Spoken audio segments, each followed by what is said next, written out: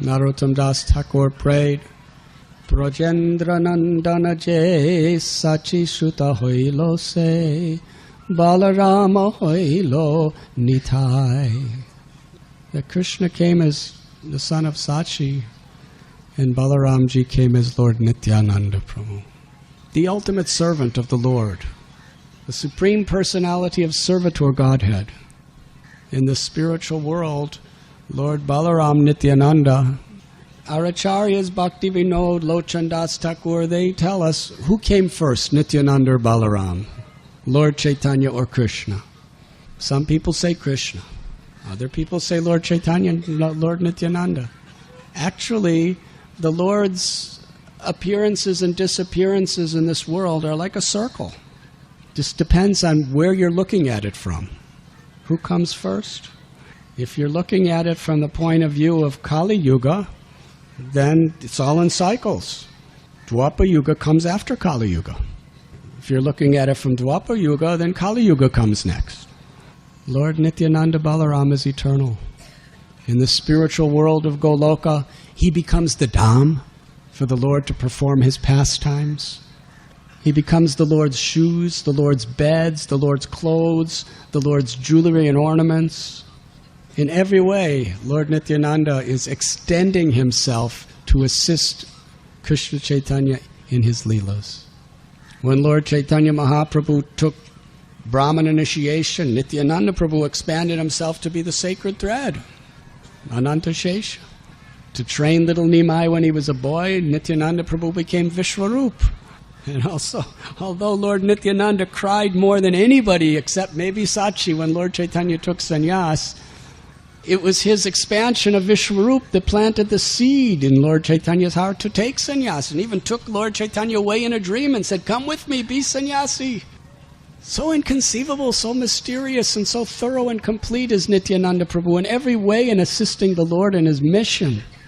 And Sri Nityananda Prabhu was born on the 13th day of the waxing moon in the month of Magh in Ekachakra. Here in Sri Ekachakra Gram, there was a prophecy from long, long before that a great king who would be a fantastic saint would be born in a Brahmin family and deliver everyone. But scholars and pundits, they had no idea when that would ever be or who it could possibly be. For many, many years, there was a terrible famine in this Radhadesh area. Practically for generation, there was little or no rain, no crops. People were in very difficult situation. Meanwhile, there was a Brahmin named Ojas, and he had a beautiful son named Hadai Pandit. Hadai Pandit became a very great scholar and a very pure-hearted devotee of the Lord in every way. And he was married to a girl who was as clean, as humble, as sweet, and as devoted as the goddess of fortune herself. Her name was Padmavati. For many years, they never had a child. And all the people in Ekachakra were praying that Padmavati and Hadai Pandit would have a child. Because he naturally, although he didn't in any way exert himself, just by his character, he was the leader of the Brahmin community. And in doing so, because the Brahmins were so kind and so respected by everybody because of their good qualities, he was the leader of everybody. But he had no children. He performed yagyas, and people prayed, and eventually, by the Lord's own personal grace, Balaram himself, Nityananda Prabhu, appeared on the day that we celebrate as Nityananda Trayodasi. Vrindavan Das Thakur explains there are two titis, 2 holy days that are supreme amongst all holy occasions.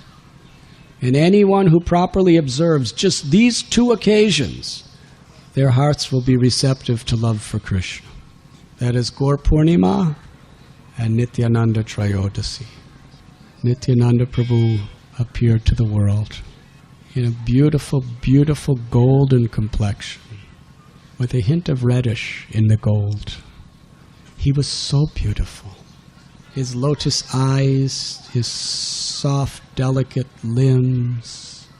He was shining with sweetness. Everyone fell in love with him. And the moment he was born, rains poured from the sky. As soon as he came out of the womb, beautiful rains, not flood rains, just nice rains.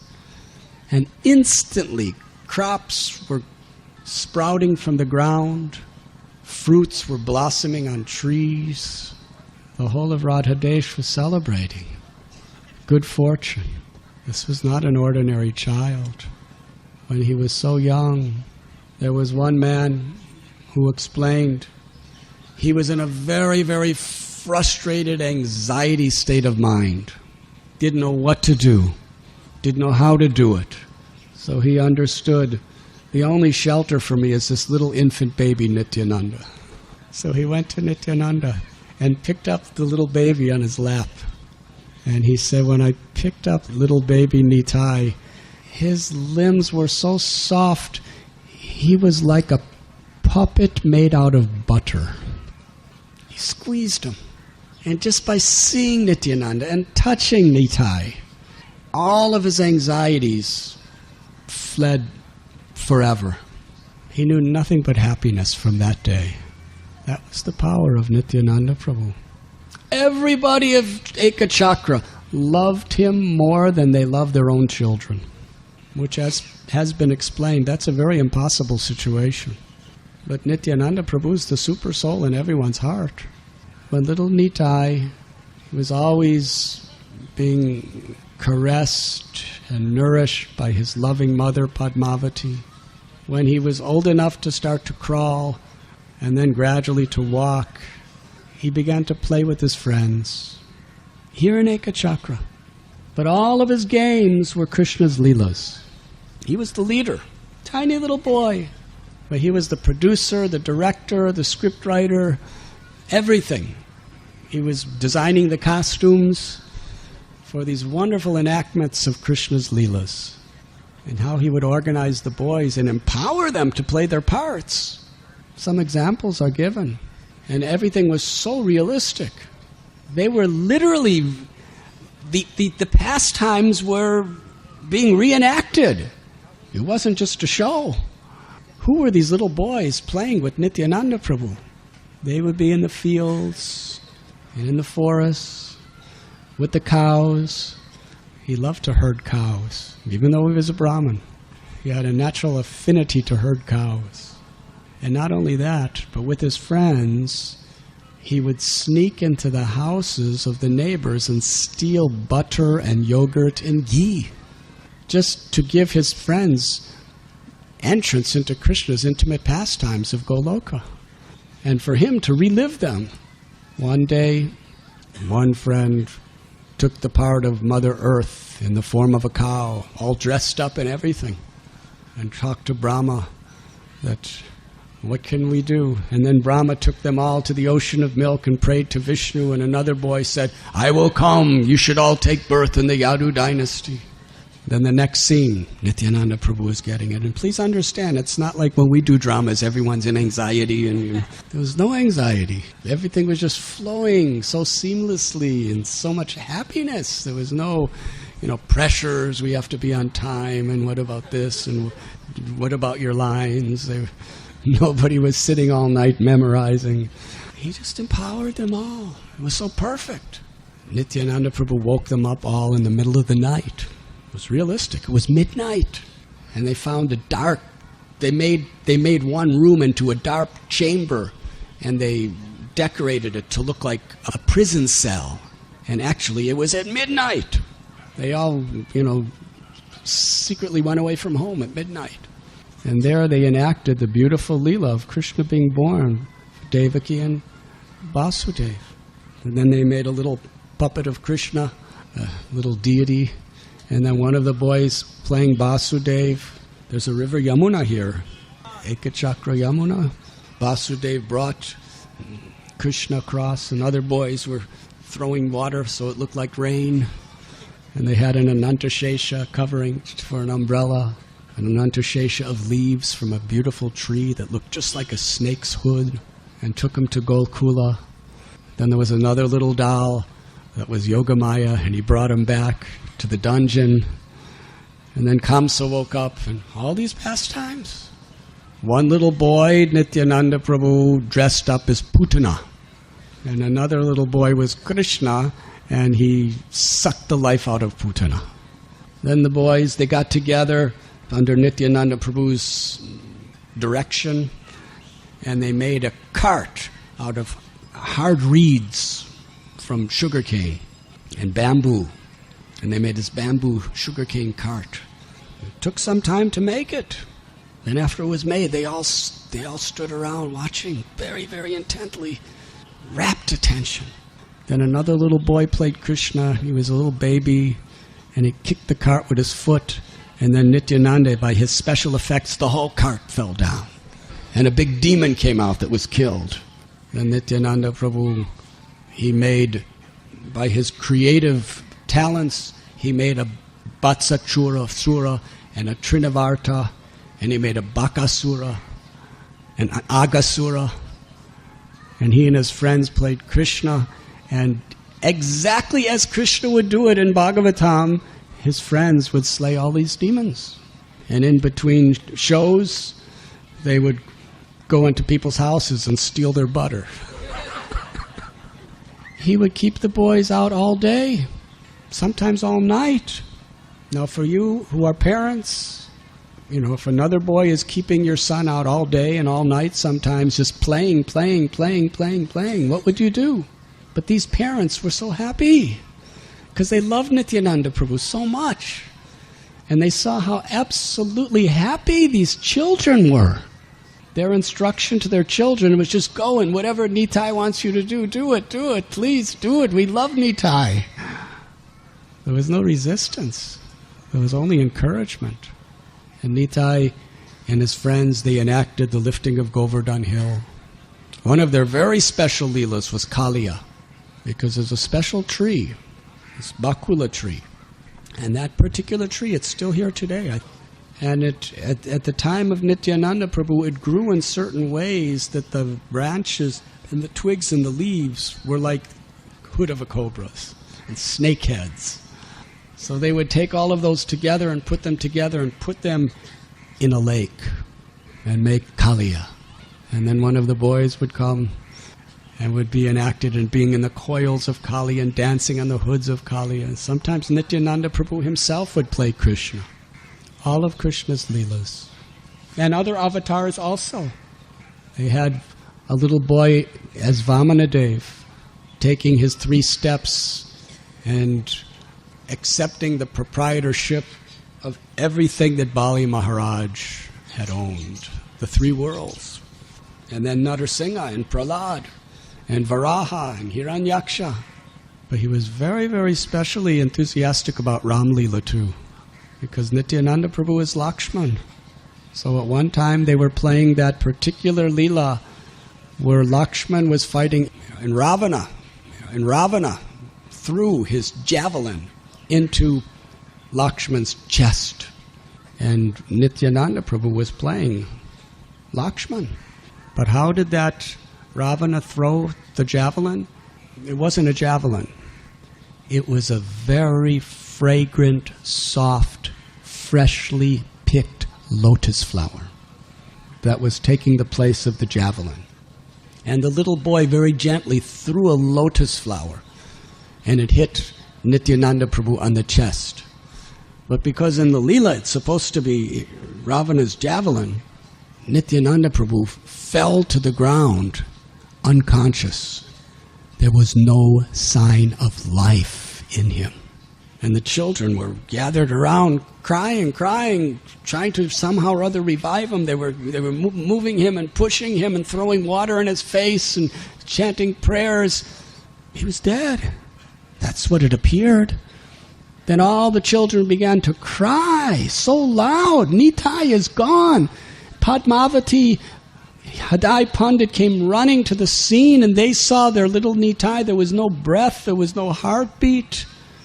He was just laying there, and they were throwing water, and they were getting doctors, and there's everybody, and nobody could do anything. And soon all the adults of Ekachakra and all the children, they were all weeping, crying, Nitai is dead. Somebody asked, what happened? Tell me what happened. And then the children explained, we were playing this Leela, and the boy threw the lotus flower. One of the people of Ekachakra said, oh, I know what will cure him. Hanuman has to bring the medicine from the Gandhamadana mountain. And then all of a sudden, all the boys just came to another state of consciousness and said, that's right, we forgot. We were so emotional that before we began this drama, Nitai told us that when I fall and lose my consciousness, you're Hanuman, make sure you get that herb from the Gandhamadana mountain to save my life. He said, we forgot about that. So the boy that Nitai picked as Hanuman, he went running to the place where Nityananda told him Gandhamadana mountain is, and he went to one creek, and there a crocodile. Another boy played the role of a crocodile to fight him, and he had to fight the crocodile. And then all sorts of other little boys played Rakshasas. Ravana's cousins and uncles were trying to stop him. And this little boy was fighting and battling and fighting and battling. He finally got to Gandhamadana mountain, and he couldn't find the herbs. And then he started fighting the Gandhamadana mountain, and the mountain wouldn't give herbs, so he picked up the whole mountain and started running back. And then another little boy who was a doctor came and picked a herb from the doctor and put it to Nitai's nose, and Nitai stood up. Everyone was astonished. Everyone was crying out, Haribo! They couldn't believe it. He was dead. Now he's alive. How? He's just a little tiny boy. And somebody asked him, how do you know these pastimes so perfectly? Because what he would speak and all of his little boys, without even rehearsing, what he would empower them to speak was exactly the words from the scriptures in these pastimes. They said, how do you know these pastimes? Nobody even told these pastimes to him before. And Nitai smiled. He said, because these are my pastimes. He spoke the truth. But because of his Yogamaya potency, nobody could understand that he was Lord Lakshman himself. He was Balaram. Another day they played the role of Akrura taking Krishna out of Vrindavan. And Nityananda took the role of a gopi. And when Akrura took Krishna and Balaram out of Vrindavan, they could not believe what they were seeing. Nityananda Prabhu was weeping for hours and hours and hours. There were torrents, rivers of tears pouring out of his mouth. His heart was heaving in separation. It wasn't acting. Nityananda Prabhu and his friends were not acting.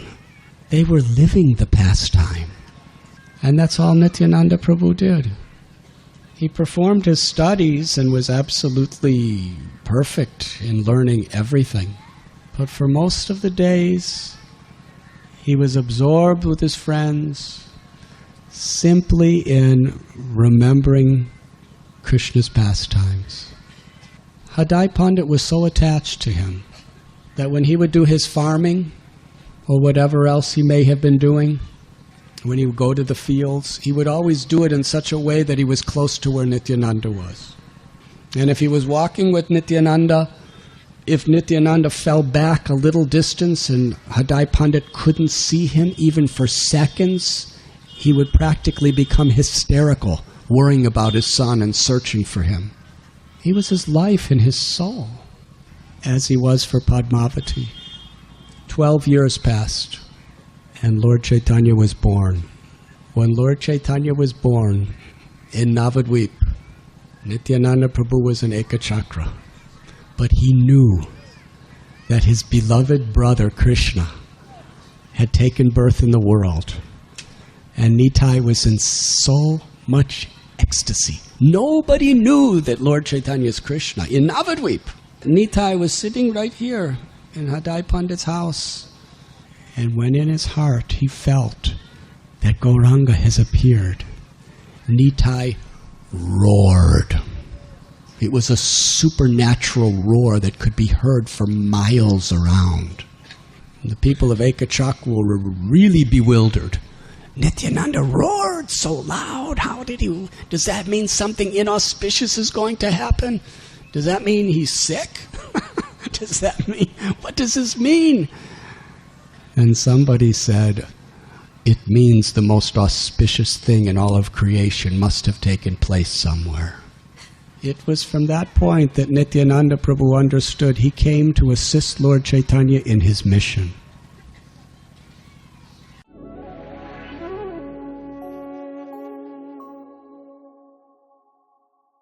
You were listening to Radhanath Swami on thesacredconnect.com.